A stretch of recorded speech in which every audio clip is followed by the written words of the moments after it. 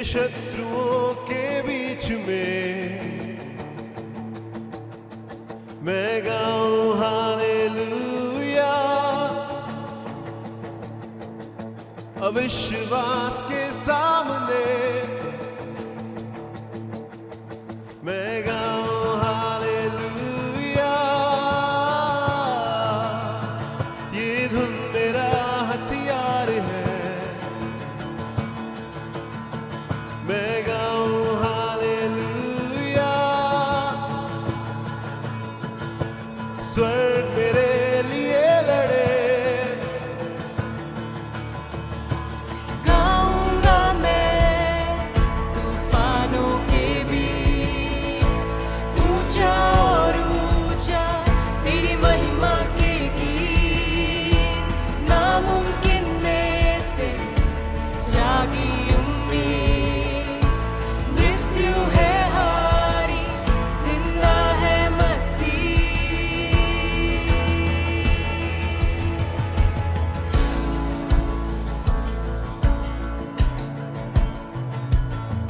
मैं गाऊं हालेलुया। अपनी पूरी जान से मैं गाऊं हालेलुया। अंधकार को देखूं भागते, मैं गाऊं हालेलुया। रहस्य जब घेरे मुझे, मैं गाऊं हालेलुया। डर का हक नहीं मुझ पे, गाऊंगा मैं तूफानों के बीच, ऊंचा और ऊंचा तेरी महिमा के गीत। नामुमकिन में से जागी उम्मीद, मृत्यु है हारी, जिंदा है मसीह।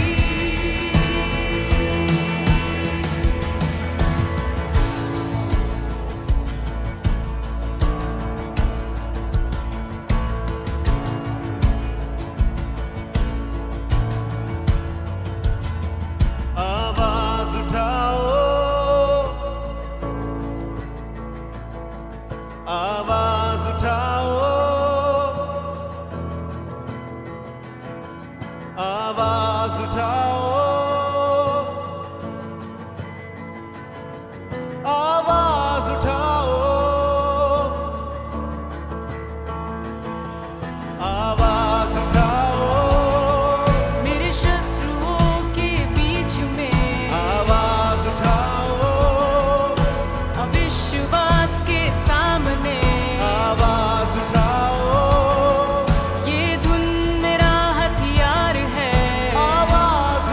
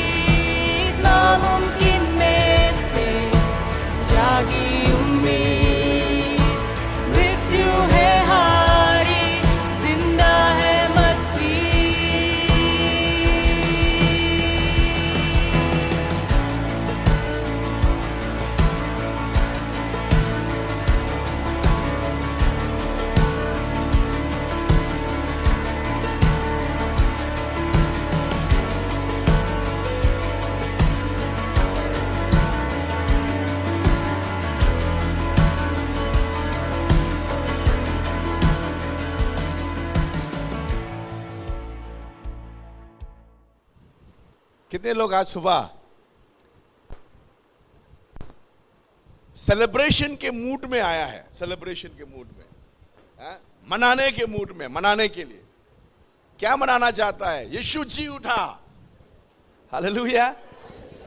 तो यीशु मसीह जी उठा तो आपको क्या फायदा हुआ? यीशु मसीह जी उठा तो आपको कुछ भी फायदा नहीं हुआ। आपको मालूम है, यीशु मसीह के जी उठने की सामर्थ जब तक आपके जीवन में नहीं आया है तो आप में कोई फर्क नहीं पड़ा। ये सिर्फ इमोशनल फीलिंग्स आप में बढ़ जाएंगे। बोला हाँ यीशु मसीह जी उठा, यीशु मसीह जी उठा तो ये हो जाएगा। ये सब आपका उम्मीद और आशा है, मगर परमेश्वर की वचन कहता है, परमेश्वर यीशु मसीह की जी उठने की सामर्थ विश्वासियों को चाहिए। कितने लोग हालेलुया बोल सकता है? मैं कुछ और प्रचार करना था आज, मगर आज सुबह सुबह परमेश्वर की आत्मा ने मुझे बोला नहीं नहीं बदलो। तो मैंने आज सुबह वचन पूरा तैयार भी नहीं कर पाया, मैं आधा तैयार कर पाया।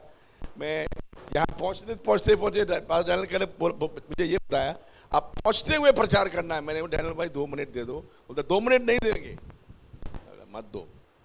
तो अभी परमेश्वर का वचन में से आपके साथ में खोलना चाहेंगे। आप लोग वचन खोलने को तैयार है?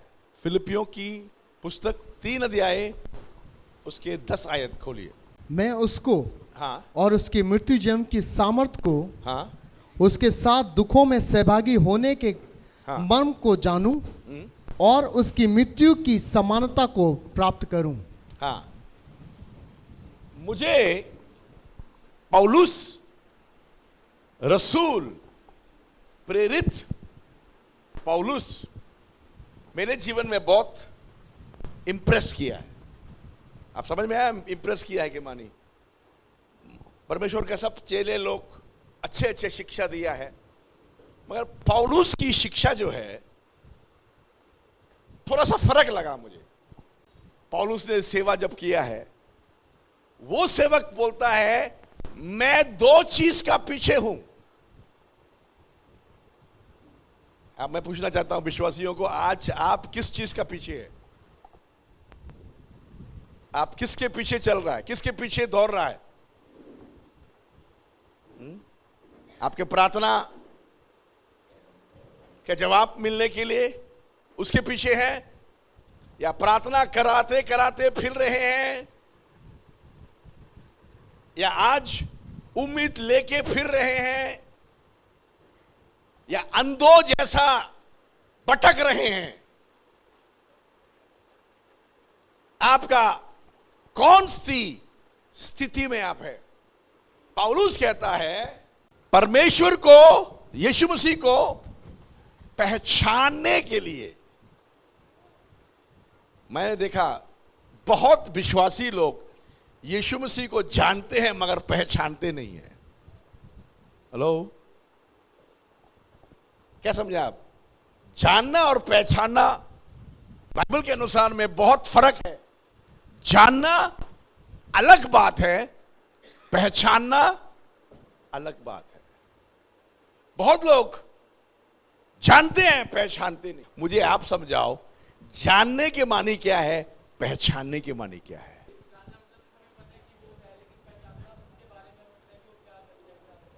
पहचानना एक रिश्ता है। हाँ? अंग्रेजी में नोइंग हिम और न्यू हिम, ये बात को मैं बहुत साल सीखा। ये जानना और पहचानना, पहचानने के बारे में देखा। कब पहचानता है? कब पहचानता है? रिश्ता हो जाएंगे, रिश्ता।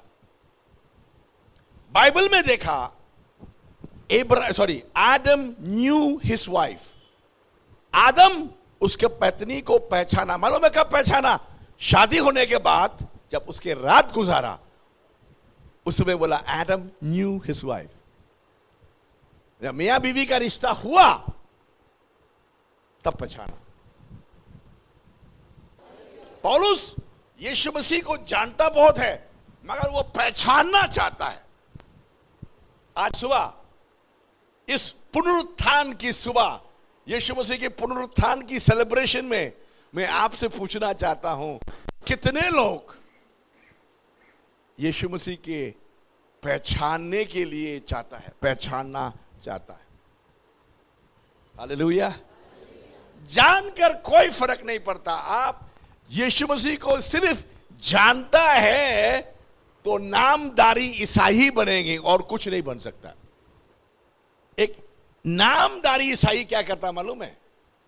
यीशु मसीह को 25 दिसंबर में पैदा करवाता है।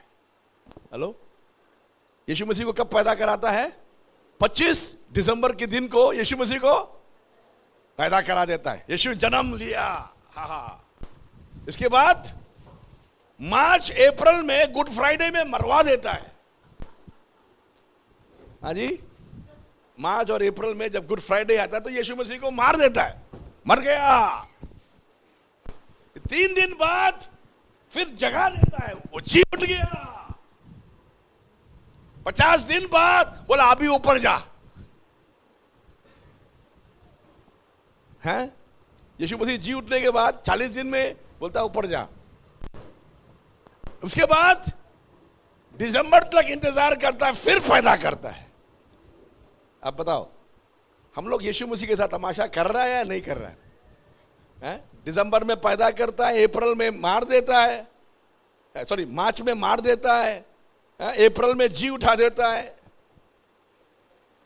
हम लोग आखिरी में कर क्या रहा है? हम लोग ड्रामा कर रहा है। खिलौना, बच्चों के हाथ में जब खिलौना है तो बच्चे को खिलौना को कुछ भी करता है। हम लोग यीशु मसीह को ऐसे ही करता है।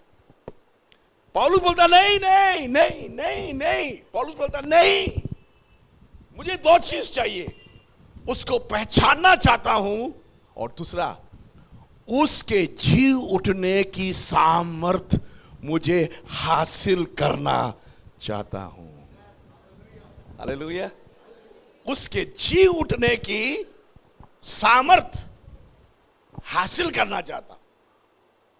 मैं पूछना चाहता हूं, कितने लोग यीशु मसीह को सचमुच पहचानना चाहता है और कितने लोग यीशु मसीह की जी उठने की सामर्थ को पाना, हासिल करना चाहते हैं?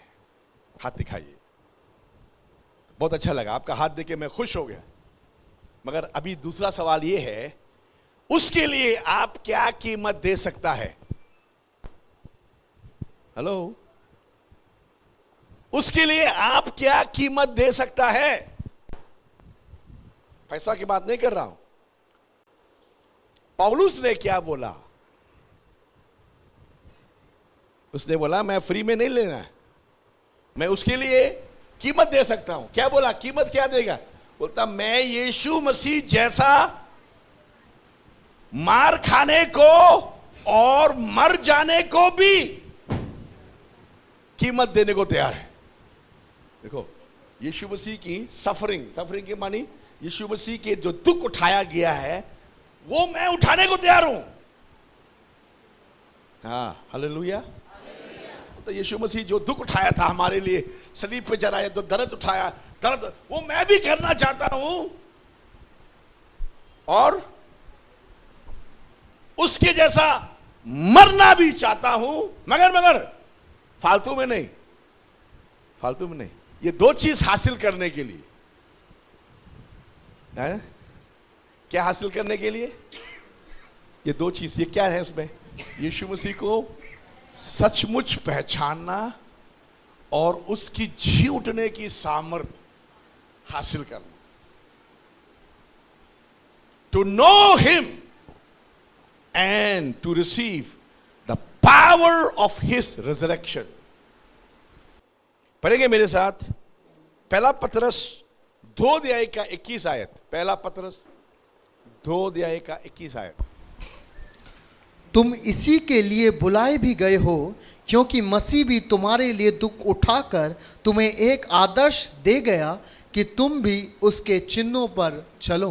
देखो, आपकी बुलाहट मालूम है? कितने विश्वासी को मालूम है हमें क्यों बुलाया प्रभु ने? कितने विश्वासी को जानते हैं हमें परमेश्वर ने क्यों बचाया? बचने के बाद क्या करना चाहिए? मैं ये देख रहा हूं, बच तो गया मगर जीवन पुराना ही जैसा जीवन जीता है। क्या यीशु मसीह हमें इसीलिए बचाया है? पुराना स्टाइल में जिंदगी जीने के लिए? जो जिंदगी में हम जी रहे थे, जब हम यीशु मसीह को नहीं जानते थे, हम मूर्ति पूजक थे, हम जब वो काम कर रहे थे, उस समय जो जीवन जी रहा है यीशु मसीह में आने के बाद वो यीशु बचा लिया, हालेलुया हालेलुया, मगर जीवन तो वही का वही है। क्या ये इसीलिए यीशु मसीह ने बचाया हमको और कोई काम नहीं था? परमेश्वर के वचन में हम देखते हैं यीशु मसीह ने हमें बचाया है और बुलाया है और एक आदर्श जीवन दिया है। क्यों? उसके जैसा जीवन जीने के लिए।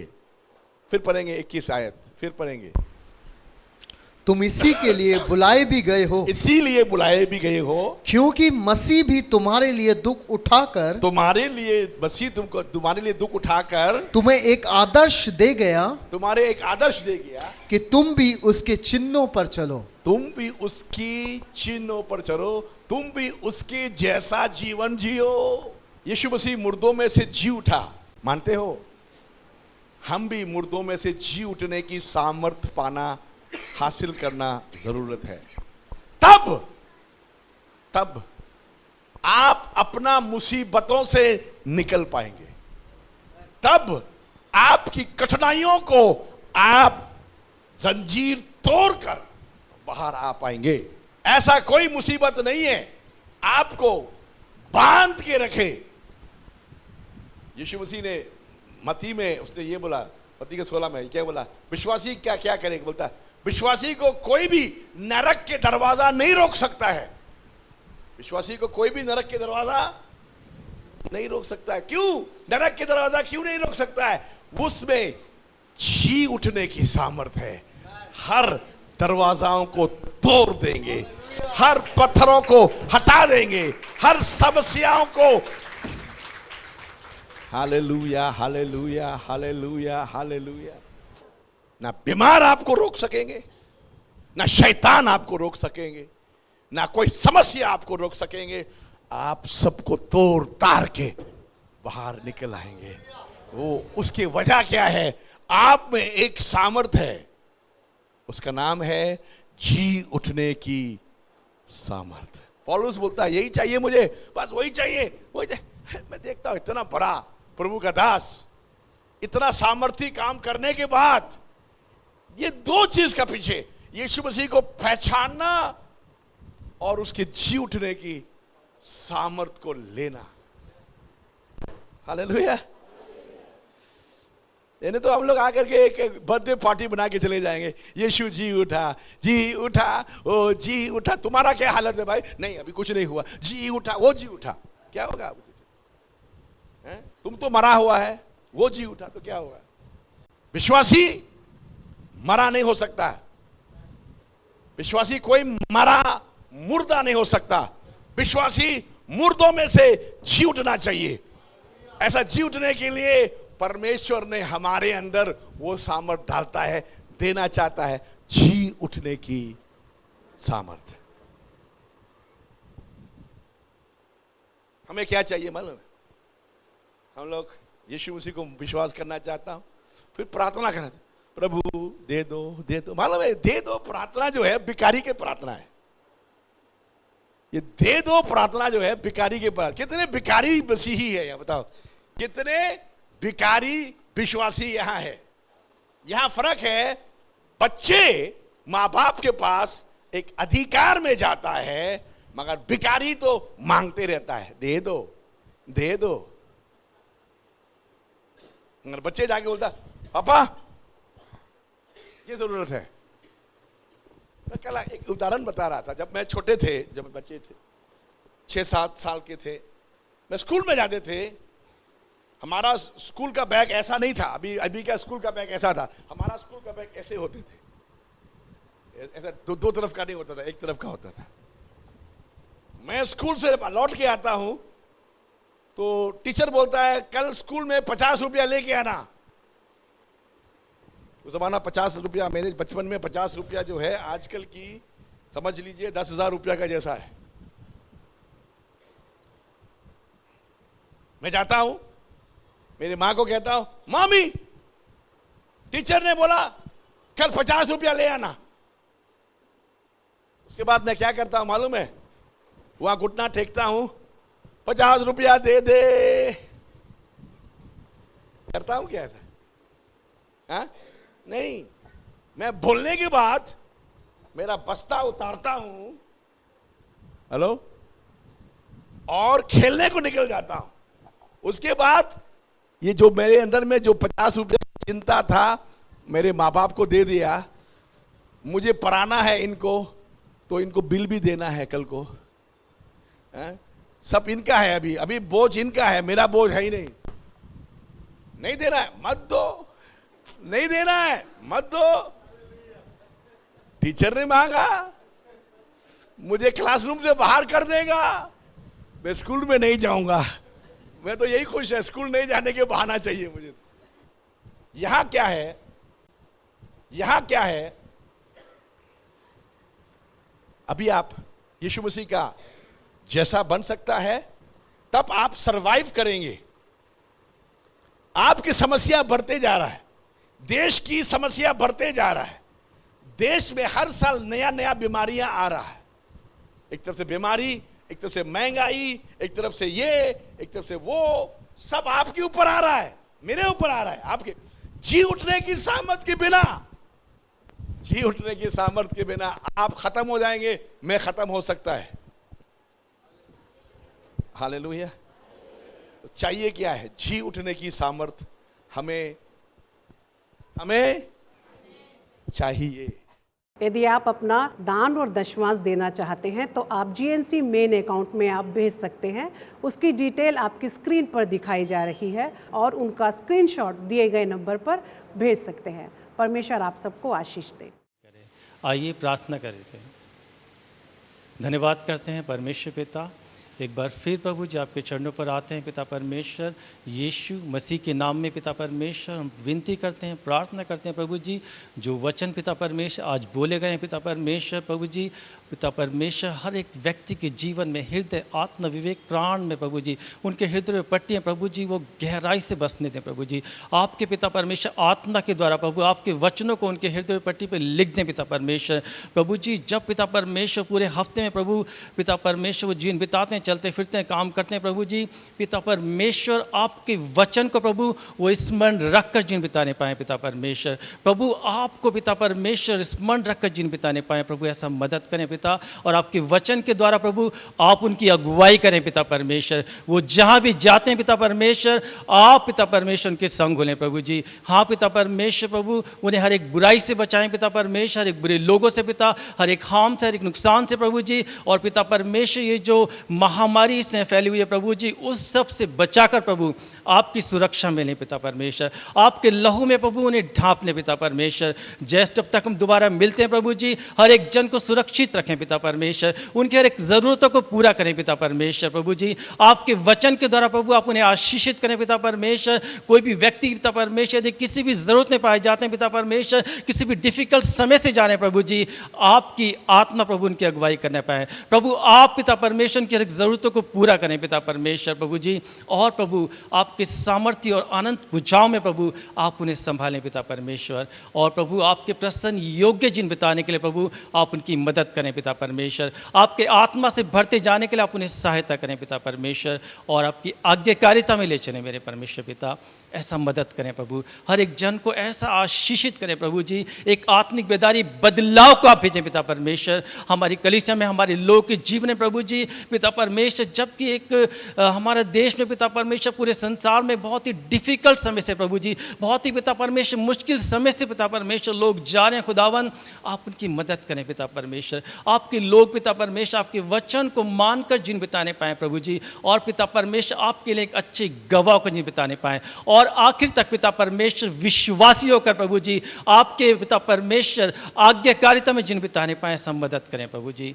और आपका नाम प्रभु ऊंचा होने पाए हर एक जीवन के द्वारा प्रभु। हमारी कलीसिया आप में बढ़ती चली जाए प्रभु जी। और पिता परमेश्वर हर एक व्यक्ति पिता परमेश्वर अपने आसपास के लोगों के लिए, अपने प्रियजनों के लिए, अपनी कलीसिया के लिए, अपने लोगों के लिए आशीष का कारण होने पाए पिता परमेश्वर। आप हर एक जन को कि आत्मा से भरे पिता परमेश्वर, अभिषेक करें पिता परमेश्वर प्रभु जी, और आपकी सेवा के लिए तैयार करें और इस्तेमाल करें जैसे कि आप चाहते हैं पिता।